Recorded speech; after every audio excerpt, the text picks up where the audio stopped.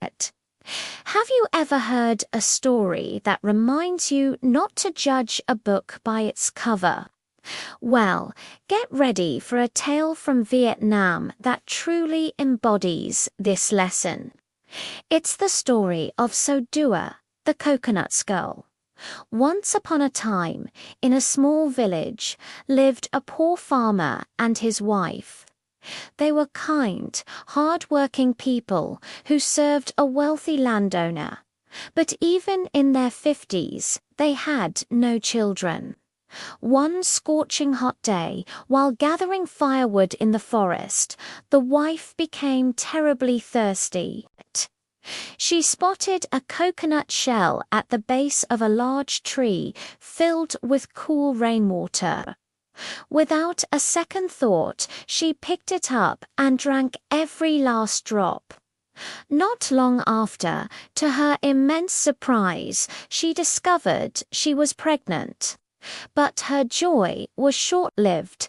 Her husband passed away, leaving her to face the future alone. When the time came, she gave birth not to a typical baby, but to a child without arms or legs, his body as round and smooth as a coconut. Heartbroken and overwhelmed, she considered abandoning the infant.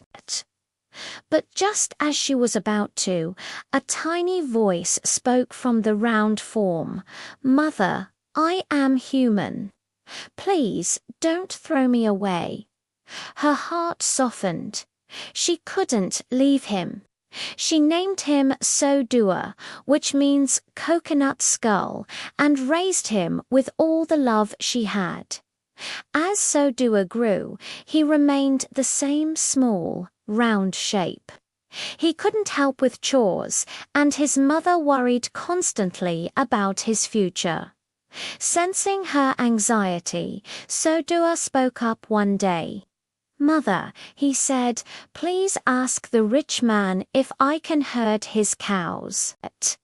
His mother was hesitant, but So Dua was insistent.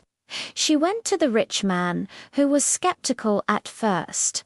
A boy with no limbs, herding cattle. It seemed impossible. But then he thought, he won't eat much, and I can pay him next to nothing. So he agreed. To everyone's astonishment, So Dua was a brilliant cowherd. Every morning he would simply roll out to the fields behind the herd, and every evening he'd roll back with them. Under his care, the cows grew fat and healthy, and the rich man was very pleased. During the busy harvest season, all the servants were needed in the fields. The rich man instructed his 3 daughters to take turns bringing food to So Dua each day. The 2 older sisters were proud and cruel. They looked down on So Dua, often throwing his food on the ground and taunting him. But the youngest daughter was different. She was kind and gentle, and she always treated him with respect. One afternoon, as the youngest daughter approached the pasture, she heard the most beautiful, enchanting flute music drifting from the mountainside. She crept closer, hiding behind a thicket of bushes. There she saw a handsome young man lounging in a hammock strung between 2 trees, playing a silver flute, while the cows grazed peacefully around him. She was mesmerized. But the moment he stood up, he vanished, and there was only So Dua rolling on the ground as usual. This happened several more times on her turns to bring food. She soon realized that So Dua was no ordinary person, and a deep affection for him began to grow in her heart. When the harvest ended and his contract was up, So Dua told his mother he wanted to marry the rich man's daughter. His mother was aghast. "My son," she cried, "how can we, a poor family, propose to the daughter of a rich man, and you are? So Dua." But he was persistent, and she couldn't refuse her son. With a heavy heart, she went to the rich man's house with the traditional offering of betel leaves and areca nuts. The rich man laughed in her face. "You want to marry my daughter," he scoffed. "Fine, if you can bring me a jar of solid gold, 10 rolls of the finest silk, 10 fatted pigs, and 10 large jars of aged wine, then we'll talk." He thought this impossible demand would get rid of them for good. The poor mother left, utterly defeated. But Duo was not discouraged. He simply told his mother to wait. On the day the rich man had set, a miracle occurred. The old woman woke to find their tiny hut filled to the brim with every single item the rich man had demanded. Servants she had never seen before appeared, ready to carry the extravagant gifts to the landowner's home. The rich man was speechless.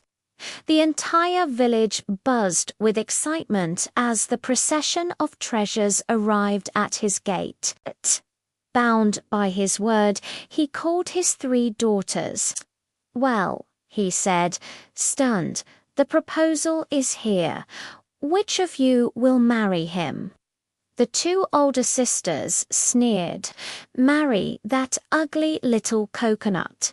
"Never," they declared with disgust. But when he looked at his youngest daughter, she shyly bowed her head and whispered, "I will, father." The wedding day arrived, and the feast was the grandest the village had ever seen. Everyone gathered, eager to see the strange groom. When the time came to present the couple, the bride was escorted out. But beside her stood not the round, limbless Dua, but the very same handsome, charming young man she had seen playing the flute in the mountains. Everyone gasped in amazement. The 2 older sisters, however, were consumed by shock, jealousy, and bitter regret. From that day on, Dua and his wife lived a life of pure happiness. He was not only handsome, but also incredibly intelligent. He studied day and night, and eventually he passed the imperial examinations, earning the highest honor as the top scholar in the land. His wisdom so impressed the king that he was appointed as a royal envoy, tasked with important missions to foreign lands, before he set off on his first long journey. Dua gave his wife a sharp knife, a flint stone for making fire, and 2 chicken eggs. "Keep these with you always," he told her. "They will protect you." While Dua was away, the 2 older sisters, still simmering with envy, saw their chance for revenge. They invited their younger sister for a boat ride on the sea. Once they were far from shore, they pushed her into the deep water and sailed away, believing she was gone forever. Their plan was to take her place as the scholar's wife.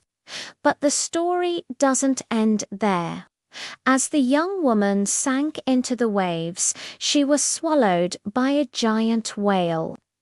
Remembering her husband's gift, she took out the knife and managed to cut her way out of the whale's belly, killing it in the process. The massive body washed ashore on a deserted island. Alone but alive, she used the flint stone to start a fire and cooked the fish to survive.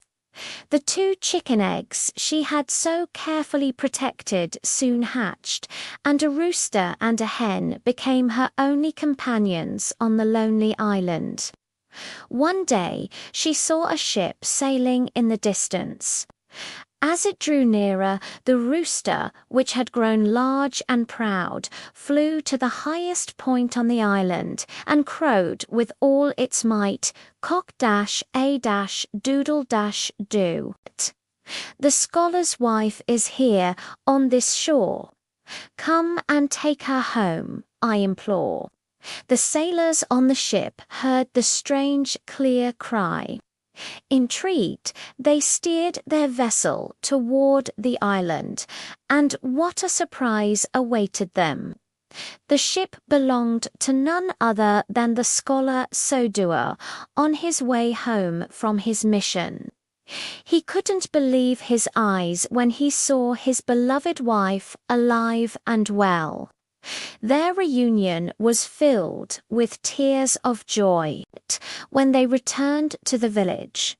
So Dua planned a great banquet to celebrate his homecoming, but he kept his wife hidden from sight. The two older sisters, believing their wicked plan had succeeded, arrived at the feast dressed in their finest clothes, putting on a show of weeping and mourning for their lost sister. After the meal, when their performance was at its peak, so Dua stood up, and then he brought his wife out for all to see. The two sisters froze, their faces turned pale with shame and horror. Without a word, they slipped out of the banquet hall, fled the village, and were never seen or heard from again. And so Dua and his kind-hearted wife lived out the rest of their days in peace and happiness, their love a testament to the power of seeing beyond the surface and valuing the goodness within. Thank you so much for watching. If you enjoyed this story, please give it a thumbs up and don't forget to subscribe for more tales from around the world. See you next time.